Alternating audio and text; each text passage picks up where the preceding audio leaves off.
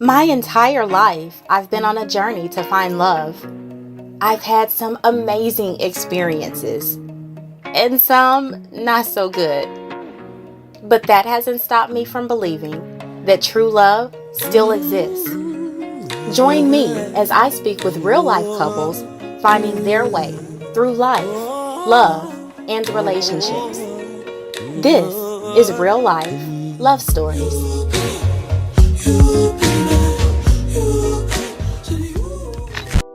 So we only dated 6 months before I asked her to marry me. So it was pretty quickly. I don't remember when it was, but hell, we only dated 6 months, so it couldn't have been too damn long. That she was goal-oriented. She had in mind what she wanted to do. And she seemed like she didn't have a problem with my goals or how busy I was. She was always there to support me. So I kind of saw that right off the bat. You know, the friends she had, all her friends were professional. They was good around people. So good company, and that told me a lot about her. So it wasn't, okay, you want to be my man? You want to be my girl? It was none of that. It was, I don't know. When you saw him crying in the back, and you kind of realized in your head, how did that make you feel? Probably like I feel now. It's some type of form of anxiety. Like, you can't explain it. You can't put words to it. So, to the point to where I knew I couldn't lose him. Even if we didn't be together, I needed him in some type of fashion or form that I couldn't explain. But now, it's my life, it's my future. I need him as my future. We did a long distance relationship for like 2.5 years. Yeah, it was long. It was trying, I guess. But the one thing that I don't think people really understand, or at least the way I feel about it, and I assume we feel the same way, is that it was so healthy for us because we had both been married. We were freshly divorced and everything. And so the distance gave us a chance to really get to know each other. It wasn't sexual. It wasn't superficial, I guess to say, because we had the phone. Like, that's what you had. And so you get to know each other. You're not getting on the phone doing all, like, you're not in high school. I don't want to talk about sex on the phone. You got to talk about stuff. So it really gave us time to kind of heal from those other relationships, and not move too fast. Like, if you, from the outside looking in, you would probably be like, whoa, okay, they did a lot. But no, the space and the distance allowed us to build a bond that was deeper than just the artificial, deeper than sex. It was more, okay, let's talk, let me hear, tell me your stories. I'm gonna tell you mine. And I really appreciated it, because sometimes I would try to bait him and say a little something to see if his reaction was going to be sexual, and it never was. He never took it there. It was always good conversation, and it just made our relationship different. It was a foundation that was truly built before we got into anything else. Man, I'm finna get myself worked up for somebody that was 500 miles away and can't do nothing. I guess that makes sense. Yeah, I like my theory better. Is that? Yeah, I guess I didn't say why, but yeah, it sounded good. Be that's all it realistic. did was sounded good. Yeah, I'm not gonna get horny and then I she's so far away. I'm sorry, but yeah. I think that for her to come into the life that she came into, as far as, I need to say that one of the reasons that I knew I loved her was anytime I had an event scheduled to speak at, to attend, to make an appearance, you name it, I would always make her aware of it, and she would always make it a point to be there. And so the fact that she supported what I love to do, she supported my passion, but she loved Tommy more than she really even cared to love Officer Norman.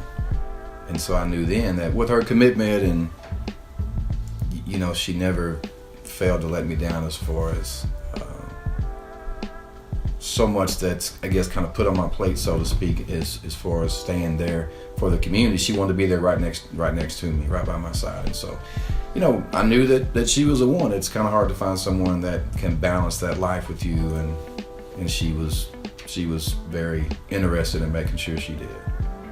Longevity in marriage was something that was always kind of instilled in us. Not that they hit us over the head with it or talked about it all of the time, but they lived it. And so that was being under their roof and in their presence on a daily basis. For us, that was just an example.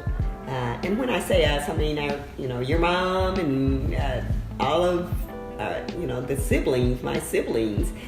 It was just understood that, especially in those days, you didn't hear a lot about couples getting divorced and so forth. So for us, it was just as natural to think about marriage and longevity, just as it was not even a thought that we would be going to college.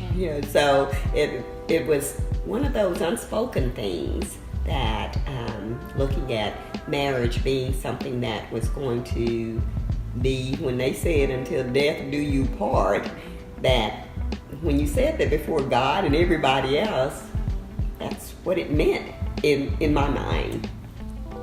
As I said, like even in times of just terms of endearment, or him just frustrated me to the most, or even when it get to, you know what, I'm gonna go home and I'm just gonna get my stuff and I'm gonna leave his boy here.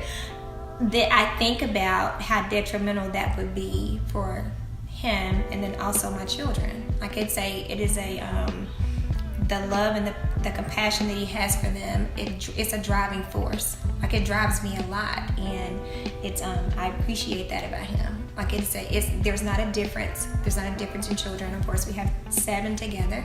There's not a difference in that, and if nothing else, I enjoy that. I enjoy everything else. So even the little things that gets under my skin, that supersedes everything else. We did that a lot. Like sit up and talk till the sun come up. Just talking about our dreams, what we wanted to do and all that stuff like that. It wasn't that, at first it wasn't that flirtatious, and trying to get you in the bed and all that stuff like that, just being real, and I mean, we were just friends. So everybody knows at this point that you guys are engaged. You guys' engagement has gone viral. Did you have any idea? No. Oh no, I had no idea. I thought it was just a regular 30th birthday dinner with all my family and friends. I mean, I literally had people flying in from different states, but they were my friends, so and none of them knew. Nobody, he literally didn't tell anybody. My parents didn't know. We got their blessing, of course, what he did, but my mom didn't know that it would be at that time. None of my friends knew. He didn't tell anybody. So I was totally shocked. Thought it was just my birthday. Like I say, that first date, or right coming back to her place, I thought I was going to get something, just go back to Atlanta, and hey, it was a good time at home that weekend, and bam, I'm going on with my life. And he tried it. Yeah, I did. That's what it was. He tried it. Because what was that? I met her like 3 months after my divorce was finalized. So that was the last thing I wanted, was a relationship. And I told her that when I met her, I don't want a relationship. I mean, if I find one, it happens, but that ain't what I'm looking for. I'm just looking to kick it, talk to people, and have fun. That was mutual, absolutely mutual. Like I said, both freshly divorced, and it was like, this is fun. That's what it was at the moment. Nobody ever, we weren't, you dating other people, you talking to other folks, don't be.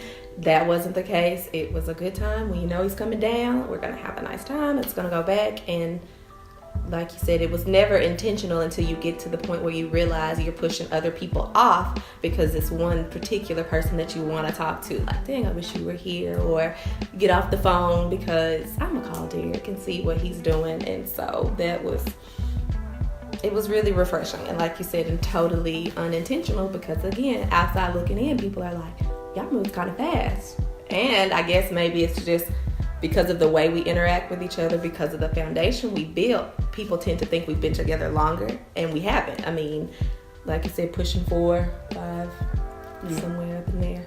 I know we're both really bad with dates, but it was just, nobody was looking for anything serious. We were both talking to other people, and it was fine. It just kind of became more than what you thought it would be, because I think we both, even after our divorces, both like wanted relationships. It wasn't like, I'll never get married again, I won't do it again.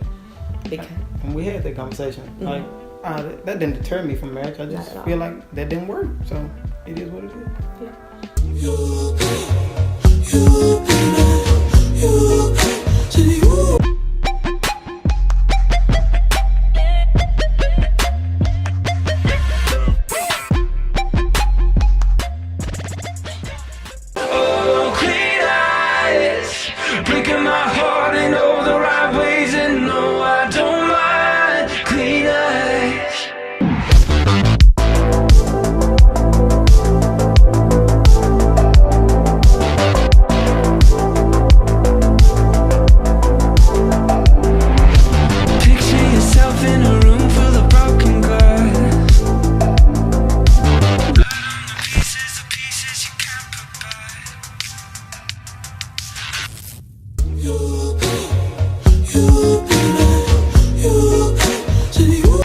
What do you most admire about her?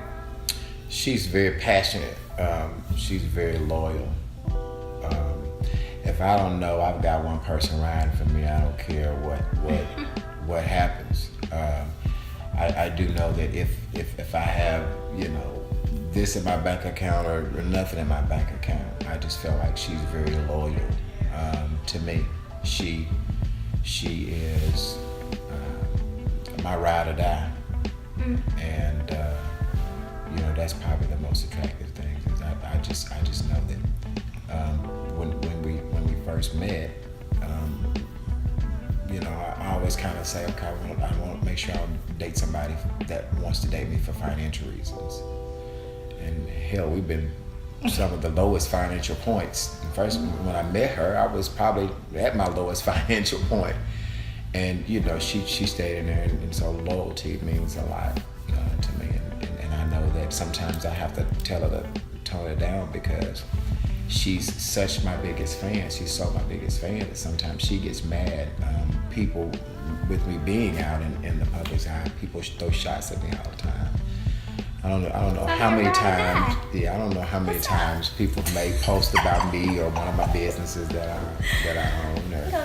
And a lot of times she will jump back in and just, go at it before I'll say, and sometimes I have to say, baby, it ain't.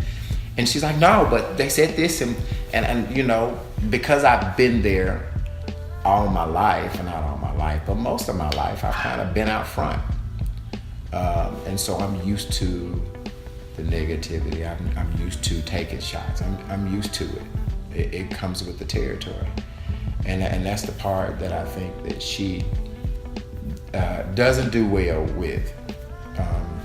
I'm so easygoing and so laid back. I know what I am. I know what I do. I know what I provide. But she, if you come for me, she's coming for you. And that's probably the most attractive. She's very loyal to me and my brand. What went into the planning of that, and you trying to keep it a secret? Like, what was going through your head?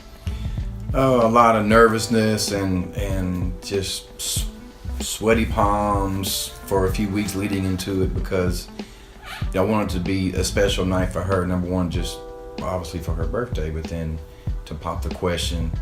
I remember that I brought her up in front of her friends at Samantha's in Little Rock, and had the ring in my pocket and was worried about the bulge in my pocket, and that I didn't notice. Thinking, well, I had black pants, so that may have made a difference. But just, I knew that she had requested, if you ask me to marry you, I want my family and friends to be there.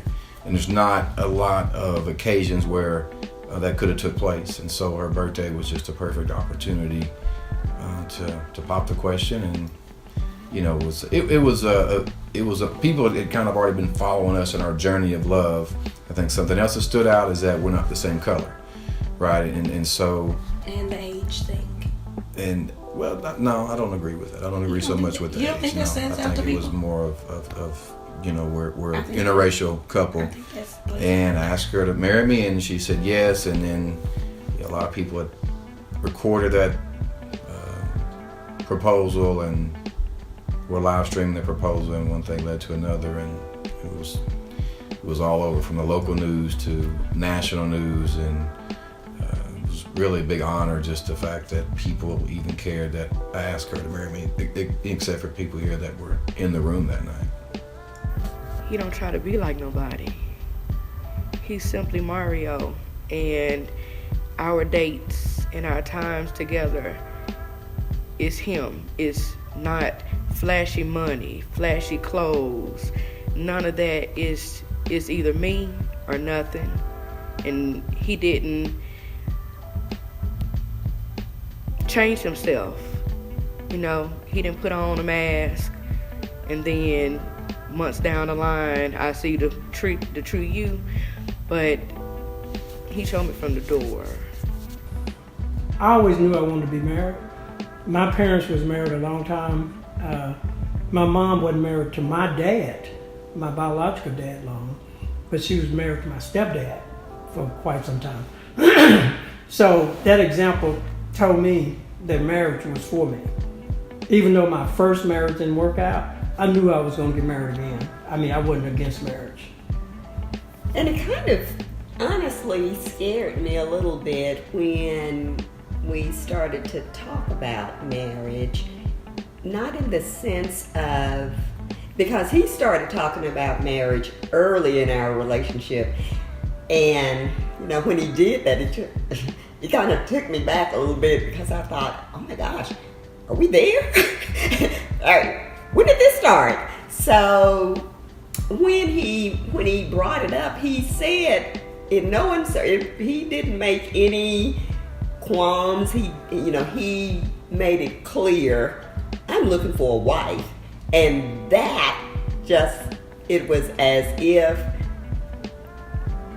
I had to be prepared. I had to I'm sure that it showed on my face, but I had to get prepared for that, those words. Just hearing them, I had to let that absorb a little bit, because I had in mind my career was in the forefront, and then this man is now in my life, and I'm thinking that things are rocking right along in the dating area, and he says, I want you to know that I'm looking for a wife, and that just kind of threw me a little bit. So I had to process that. When did we arrive at the stage that we are now talking about spending a life together forever? You're watching Real Life Love Stories.